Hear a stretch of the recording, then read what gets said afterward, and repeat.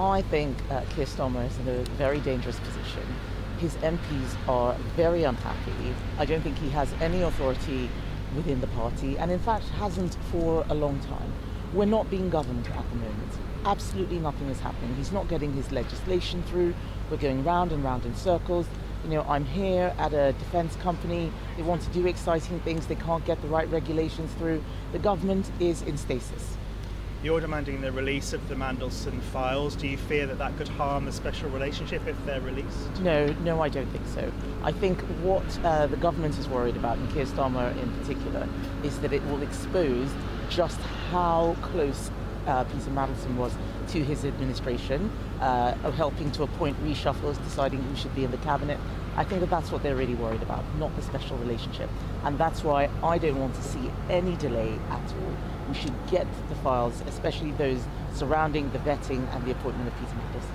Yeah, well, there's no indication of a timescale there yet. How long will you give them? How long is too long? Well, I think now it is in the hands of the Intelligence and Security Committee. It should happen immediately. Anything longer than immediately is too long. I think the government is in complete disarray. They will probably be a lot slower than expected. But the fact is, we need some accountability. Something went seriously wrong with this appointment. This is separate from the criminal investigation. This is about the Prime Minister's judgment, and no one has lost their job for it. I believe that Morgan McSweeney, the Prime Minister's Chief of Staff, is behind all of this, and Keir Starmer's protecting him. The emails that we've seen between Mandelson and Epstein reveal discussions around Gordon Brown, who was PM at the time, of course, quite detailed about government policy. How do you react to what we've seen in those files? I think that this is why the police are investigating. This is misconduct in public office. He was sending information, some of it market sensitive, to a man who, people are now speculating was a Russian spy. Certainly somebody who was able to use that information to profit himself and his clients. This is not the sort of thing we should be seeing at the highest levels of government.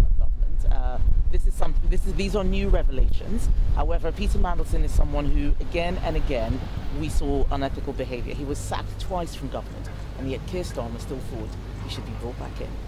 I think it's devastating for the country that our Prime Minister has turned a blind eye and allowed this person to be appointed to the most prestigious diplomatic post we have on offer, despite knowing his links to this evil, vile, depraved criminal. It's completely unacceptable that he's turned a blind eye. For some reason, having links to people at the top of the Labour Party means that the Prime Minister is willing to forgo and bypass any questions being asked.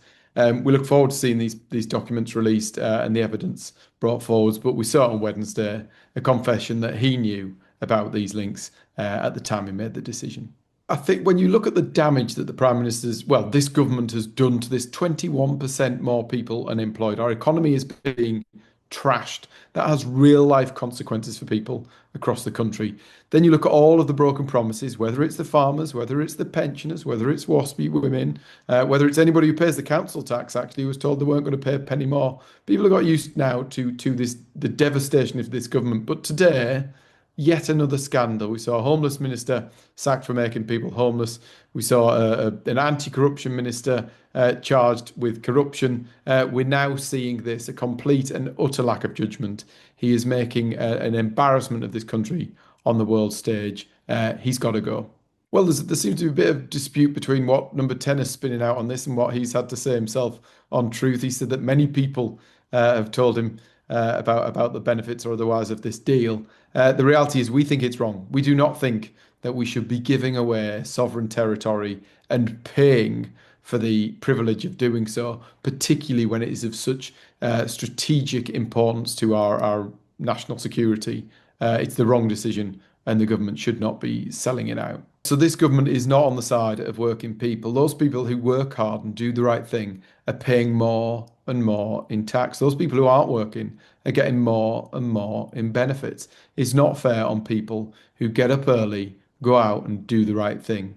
There's got to be rewards for those people who work hard. When you look to the Labour Party, when you look to reform, they want to go around nationalising everything. They want to increase benefits for those people who don't work. And all of that is being paid for by people who just want to get on in life, who just want to work hard, who want to do the right thing. They're paying unprecedented amounts of tax. We can't go on like this.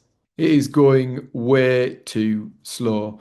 For those victims who have spent forever and a day now being let down by the authorities, they need the answers.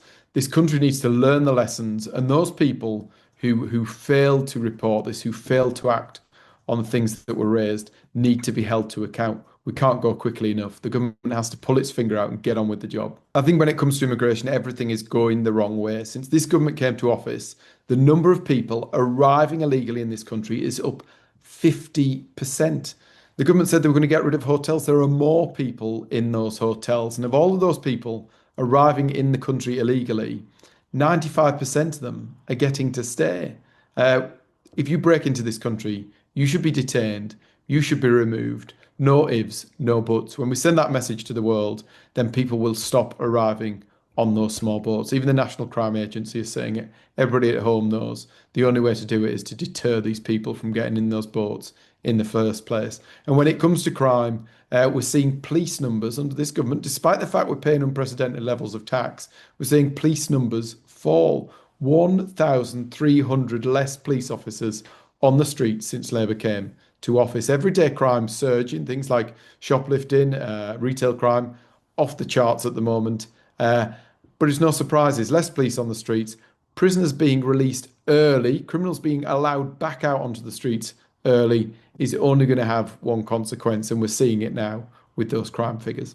On borders, we've got a clear plan. We've done our homework. It's not a headline, it's an actual completely formed plan using some of the biggest legal minds around.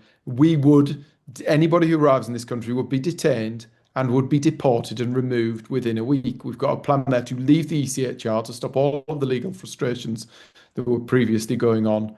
That's exactly what we do. And when it comes to policing our streets, a costed plan to put 10,000 more police officers on our streets, to increase the amount of stop and search, and to use all the tech available to our police officers so that they can get on with our job of keeping the streets safe.